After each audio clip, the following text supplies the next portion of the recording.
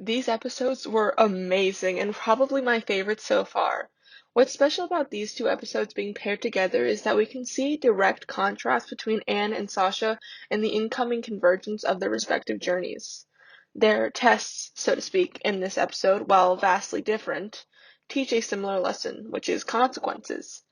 While Anne's quest was a straight up temple, Sasha went on a different journey that taught her even more about herself and where she needs to grow.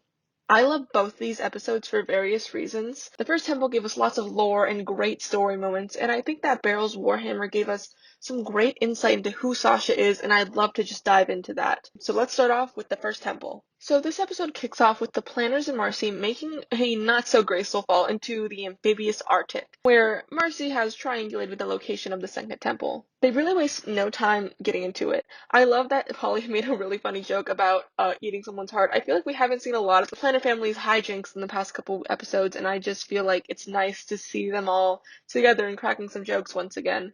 Because it's been a couple episodes since they've been more focused on like Toadstool and Marcy, and not so much on the Planners interacting together as a family. We get reintroduced to Valerina, who you might remember from the season 1 episode Bizarre Bazaar. And I just love her character. She's like so funny with her dry humor. And you get to learn that she's a part of like an ancient order that was dedicated to protecting the box. And so I'm really interested in seeing if there's any flashbacks in the future or if there's just any more insight into what this ancient order did and how they interacted and how they took care of the box. Is there someone that took care of Marcy's gem, someone that took care of Sasha's gem? I'd love to see if there's other people who are the guardians of this box. I like that Anne was cautious of her because I feel like it shows the growth from season 1, because she had a lot of overconfidence and was very naive in the beginning and kind of just went with things without thinking first and trying to trusting people without a second thought. So I like that they showed that growth in her. It's very clear that the issues that they face on the way up the mountain are challenges for Anne, that she has as easily, much like the first two challenges in Marcy's temple. She easily solved the puzzles. This time Anne easily saves the day. However, these instances both cause consequences for her. She loses her jacket because she was so selfless in wanting to save the planters. It's nice because in the beginning of the show she was shown to be very selfish and not really thinking twice about things. She's still not thinking twice, but she is learning to do the right thing. It's also really nice to know that there has been some continuity from the first season when the entire town froze over and the frogs froze themselves. So I like that they brought that back up about the biology of the frogs and why they needed to wear these specific jackets, because there was a whole episode where they froze if they didn't wear jackets like that. What really caught my attention, what I found interesting, was the fact that Marcy asked Anne to lie about how she got the music box. I just wonder why Marcy wanted to keep that. I mean, obviously Anne was going to go with whatever Marcy said, but why would Marcy ask her to lie? What would the consequences be? I feel like there's something more going on with Marcy than she's letting on. Perhaps King Andreas doesn't want certain info about the box to come out, or he's planning something and Marcy's trying to just keep it all contained, because we know that Marcy's somehow involved, because at the end of Day in the Aquarium, Marcy was given a proposition by King Andreas. So there's something going on there, and I am very fearful for when that all comes out. I think in True Colors, Marcy will show her true colors, and I just pray that Marcy is not who I think she is, because she is best girl, and I don't want to see her fall, but I know she will. Continuing on, Anne continues with her selfless, courageous heroics, which in turn causes Valerina to suggest that Anne isn't worthy. I love that Anne replied with, "You are full of such frog spit!"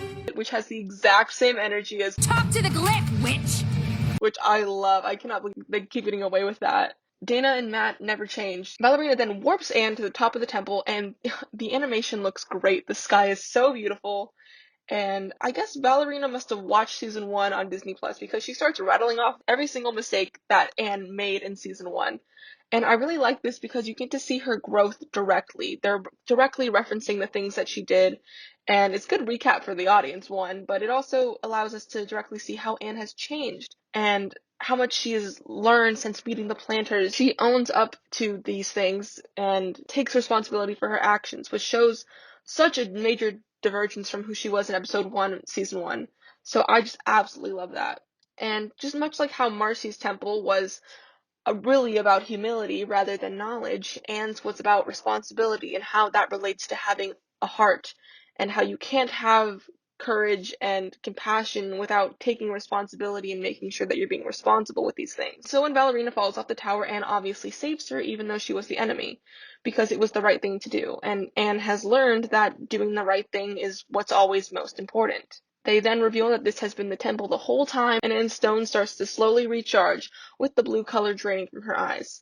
However, in a very shocking turn of events that I was not expecting, Anne hears screaming and runs out before the stone is fully charged. The stone isn't working properly, as you can see in the last shot. It's glitching out. So this could lead to issues with the gang getting home. However, this was clearly purposeful on the writer's part. My prediction is that when they inevitably give the box to Andreas, the fact that Anne's stone isn't charged will screw up his big plans, because we know that he has plans, as we saw at the end of the first temple. He has big plans for what's going on with this box that is not getting the girls home. So I think this will probably save them in True Colors, which will be a great segue into season 3, and will set up the whole plot there. I also think that this means that Anne will still have some of her powers, which will help her when she eventually fights Sasha, probably next week, or in True Colors. I don't think it's a bad thing that the gem isn't filled completely. I actually think it will end up being the very thing that ends up saving their lives, and I am glad they made this decision. And I initially thought going in that they would not be able to even find the temple or something like that, or she would fail, but I'm glad that she succeeded in getting the gems semi-charged, but that there is a loophole through it. Moving on to Beryl's Warhammer. This episode was amazing. I think this is probably my favorite episode of the entire season. This episode really dives deep into Sasha's character and gives us so much more insight into who she is as a person. Starting off at the beginning, I love that they are expanding on how the class system and power structure works within the Toads. We find out that there are 4 Toad towers, each with a different leader, including Grimes' sister, who lets us know Grimes' full name. And I love that they had that, like, sibling moment, because I feel like that's something that a lot of the younger sisters would do as a younger sister. And I'm so glad that Toadstool didn't end up as a Toad commander, because I don't think he would have fit in with this crowd. It does not feel like his vibe. I love Team Sasha. That's what I call them, I guess. Percy and Braddock are just so precious, and they had just such a good dynamic in the beginning there. That was just so sweet and so heartwarming to see. I'm glad Sasha's getting some moments of happiness. They had like these really good high school presentation vibes when they were giving their presentation, like with Sasha just doing like the slideshow. It was just perfect. And then I love that they were keeping up a hummus joke instead of saying humans. What really makes the episode take a turn is when the Toad Lords mention that Marcy and Anne are together without Sasha. This angers Sasha to an extreme amount that she even lashes out and takes down a ton of guards. But that helps in helping her prove more of her worth and gives her the opportunity to go get Beryl's Warhammer. And so they are sent out to go get that to prove their worth to leading the Toad army. On the way there, Percy and Braddock get very scared, and Sasha tries to reassure them, because I genuinely believe that she cares about them and wants them to be comfortable, and is definitely trying to make this a more comfortable experience for them. As much as she cares about Percy and Braddock, when it comes to them over proving herself, she's going to take proving herself every single time, because she's willing to do whatever it takes to prove herself and show her worth in a way that's not healthy. Honestly, she's definitely just trying to push herself to be better, and that is displaying itself in a very manipulative manner that hurts the people that she surrounds herself with. It hurt Anne and Marcy, and it's hurting Percy and Braddock. So she's putting them behind her own needs and behind her desire to prove herself and get what she wants, and it's not good. They have a very badass fight scene with amazing choreo and music where Sasha drives the worm to the tower, and the Warhammer is the only way to stop it. So she pushes herself to that ultimate limit because she needs that hammer to prove herself. There was amazing animation, by the way. Sasha finally activates her calamity powers when talking about Marcy and Anne and how much she wants to beat them and be better than them. Since Sasha represents power and she's just fighting so hard to maintain power, maintain status, that's when it activates. Anne's activated when she was trying to protect her family. Marcy's activated when she was having to use knowledge to help people. Sasha's activated because she had a desire for power, and she needed that power, and she got it. She lifted an unmovable object with her extreme strength, and you could tell by the animation just how much she was pushing herself. Her veins were popping out of her head, and you could see them on her arms. She was just struggling so hard, but she got it. And she got everything that she wanted. She got the hammer, she got the support of the Toad Towers, she got the hammer back to them, and for 5 minutes, Sasha was happy. But in the process, she hurt people. She hurt Percy and she hurt Braddock, people who she considered to be her friends. And because she hurted them with her toxic behavior and ignoring their needs and their fears, they just couldn't take it anymore. And so they left her. And I think that Sasha doesn't have anyone in the human world. I think that back home, she only had Anne and Marcy. Of course we did. After all, we're the best team in this or any other world.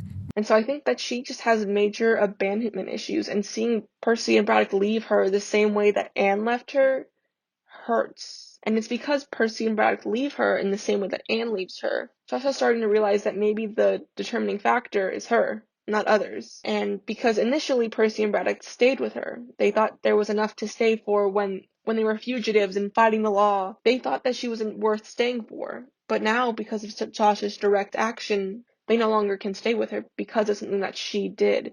And I think she's realizing the consequences of her actions. Sasha is someone who justifies every single action she does, even if it's a negative action. I know a lot of people think that she's irredeemable, but she is just a kid. You have to remember that Sasha is 13 years old and that she is making mistakes. And I don't think that until now that she realized that what she was doing was wrong, that the way she was treating Anne was wrong. There's not a doubt in my mind that she loves Anne and that she loves Marcy and she loved Percy and she loved Braddock, but she just goes about it in the completely wrong way and doesn't consider their feelings, and in her effort to maintain control, she is losing them. She thinks that the ends will always justify the means, but they don't. She lost her new friends the same way she lost the old. And I think that now something has finally clicked in her that'll make her change her actions, hopefully.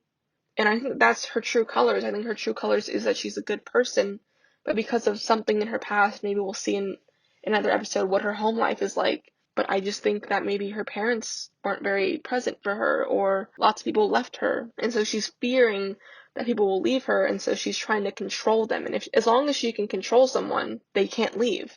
But they still do. And I think she's realizing that. And I think that's important for her to learn. And my prediction for next week is that Sasha will meet up with Anne at the third temple. I think the planners will all arrive there, and somehow Anne will get separated from Marcy and the others, leaving Sasha and Anne alone to fight, probably, but have a conversation about where they stand. And maybe Sasha will end up saving Anne, and that, like knowledge needed humility, like heart needed responsibility, maybe power needs love. And I think that that's what it's going to need, is that power needs love.